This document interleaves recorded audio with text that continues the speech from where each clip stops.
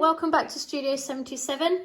On this video I'm going to show you how to prep for the live craft along to make this little plushy polar bear. As you can see, I've also got my penguins. I'll put a link to the video where you can learn to make your own in the corner as well, in case you want to make those too.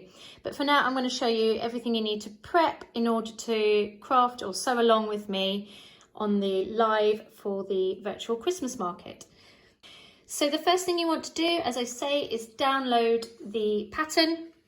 The link is in the description, and yours will be a little bit different to this one because this is my working pattern, but yours will be a PDF with thick black lines so you can see a lot more what you're doing. So when you're cutting out your paper pattern, this is your front and your back pattern. When you cut out the actual pattern in paper or card, I would recommend if you can print on card, what you want to do is you want to fold it in half along the line of the pattern, and on one side with a scalpel blade you just want to cut out half of his nose, and you'll see why in the tutorial as to why this is a good idea. It just makes it a bit easier than cutting out a tiny little pattern piece. And then on the other side you want to just cut around the kind of muzzle, half of the muzzle. You also want to cut out the cheeks. You can cut out both if you want, or one, whichever you feel more comfortable with. And then you just want to make two little slits. I don't know if you can see, two little slits with the blade in a cross for the eyes on the eye positions. And this is so that you can get your pen through. As you can see, when I made him, you can get your pen through so you can dot where your eyes are going to be. So that's how you need to prep that piece of the pattern. You're also going to want to make sure you've got you know where all the markings are. Again, this will be on your pattern in a much clearer format.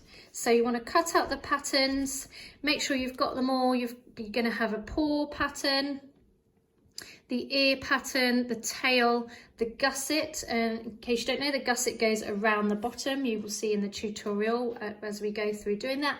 And then of course his scarf as well, which is just out of view. So there's the scarf there too. So once you've cut out your patterns, you're going to want to then translate that onto your fleece or your plush fabric. I will put a link to a recommended supplier in the description box below.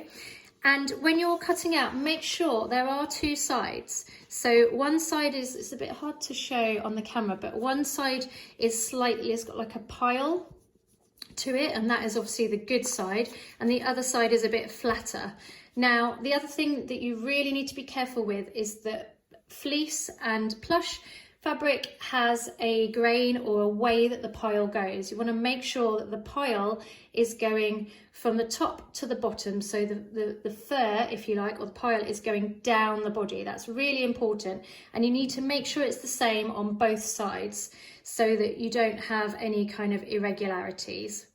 Now, when I mark out my patterns, I really like to use friction pens just because they go away with heat. I will link to the ones I like in the description. I let the felt tip ones, they're just a bit easier for using on a multitude of fabrics. So then once you've done all your markings, in case anything is showing, you can just put a hairdryer on it or a bit of steam from the iron and it will go.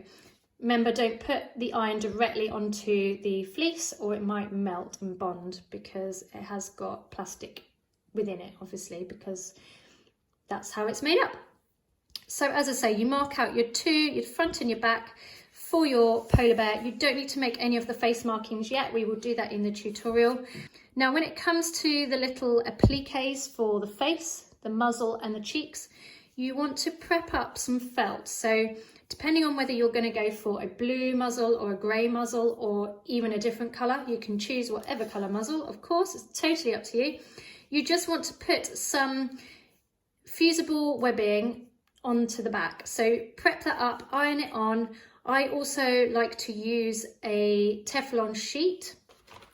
Now, you don't have to get one of these. I just really recommend them for a multitude of things. They're really good, especially when you're working with fuseball webbing or interfacing. It just helps protect your work and the iron or the ironing board from getting any of that glue onto anything really, and it's Won't stick to the iron because it's Teflon. It's just generally a really good thing to have in your kit. So you want to, as I say, prep up your pieces so that you've got large enough pieces to have 2 of the cheeks, obviously, and you can mark out on the back with a pencil. It just shows a lot better than if you use the friction pen. The friction pen doesn't seem to like the paper so much. So mark that out with a pencil so that you're ready to go and cut out the cheeks. But do not cut out the muzzle and the nose, because I'll show you how to do that in the tutorial. The scarf, I would recommend that you cut that out with a ruler and a rotary blade, but if you don't have that, you can of course use scissors. Just be really careful because we're not going to fold it over. It is the raw edge, because it's fleece, it doesn't fray, so it is the raw edge, so you want to make sure it's dead straight with no nicks. And I think that's everything for the preparation. As for the actual things you're going to need, you're going to need obviously all your pattern pieces. You're going to need to have thread to match. You're also going to need some small scissors. You're also going to need some hand needles, and you're going to need, of course, pins. That's what's in there. And some small safety eyes. And then you're also going to need, if you want to, again, optional, is these little kind of embellishments, or any kind of embellishment that you may have at home. Even a bow would look really cute. And that's it. That's everything you need to prep to make your polar bear. I'm really looking forward and I'm excited to the tutorial, and I can't wait to see you there. Bye bye.